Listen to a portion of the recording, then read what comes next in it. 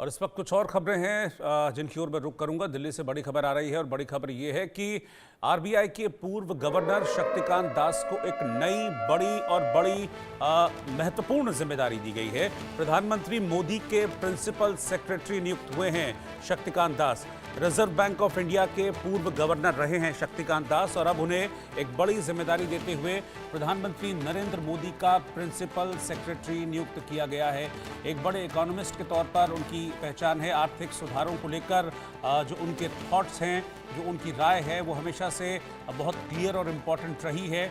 और ऐसे में प्रधानमंत्री नरेंद्र मोदी का जो प्रिंसिपल सेक्रेटरी है उनको अपॉइंट किया जाता है। भारत का टारगेट है कि आने वाले कुछ समय में भारत की जो इकोनॉमी है वो $5 ट्रिलियन की हो। तो ऐसे में शक्तिकांत दास की इस नियुक्ति को बहुत अहम माना जा रहा है। प्रधानमंत्री नरेंद्र मोदी के प्रिंसिपल सेक्रेटरी नियुक्त किए गए हैं शक्तिकांत दास। संजय शर्मा सीनियर एडिटर इस वक्त साथ में जुड़े हैं मेरे साथ। संजय, इस नियुक्ति को कैसे देखते हैं? बहुत लंबा एक्सपीरियंस है, आरबीआई के गवर्नर रहे हैं शक्तिकांत दास और आर्थिक मोर्चे पर बड़ी स्ट्रांग और क्लियर राय रखते हैं और अब एक बड़े और अहम पद पर उनकी नियुक्ति हुई है।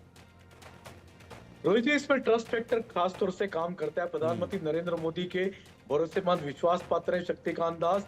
चाहे कोविड का टाइम हो, कोविड के समय में जिस तरीके से इकोनॉमी को बाहर निकालने में उन्होंने काम किया और लगातार देश पे आज जो भारत जिस तरह से देश दुनिया की आर्थिक स्थिति में, आर्थिक मामले में 5वें नंबर की सबसे बड़ी ताकत बन के खड़ा हुआ है, तो उसको लेकर के भी प्रधानमंत्री नरेंद्र मोदी शक्तिकांत दास को कहीं ना कहीं उसके लिए उनको क्रेडिट देते हैं, श्रेय देते हैं, क्योंकि लगातार शक्तिकांत दास जो पॉलिसी डिसीजन लेते थे नरेंद्र मोदी उसका समर्थन किया करते थे। तो सरकार के जिस तरीके से डिसीजन होते थे शक्तिकांत दास ने उसको लेकर के साथ में चले और प्रधानमंत्री नरेंद्र मोदी की जो आर्थिक की सोच थी, इकोनॉमी की जो सोच थी, उसको उन्होंने आगे बढ़ाया। तो क्या आप कह सकते हैं ट्रस्ट फैक्टर था प्रधानमंत्री नरेंद्र मोदी का शक्तिकांत दास पर, जिसके कारण उनको लगातार आरबीआई के गवर्नर का लगातार उनका कार्यकाल बढ़ता रहा, उनको कार्यकाल का एक्सटेंशन भी मिलता रहा और जब रिटायरमेंट हुआ उनका आरबीआई से, जब उनको रिटायर किया गया, उसके बाद में प्रधानमंत्री नरेंद्र मोदी ने उनको अपना प्रिंसिपल सेक्रेटरी नियुक्त किया।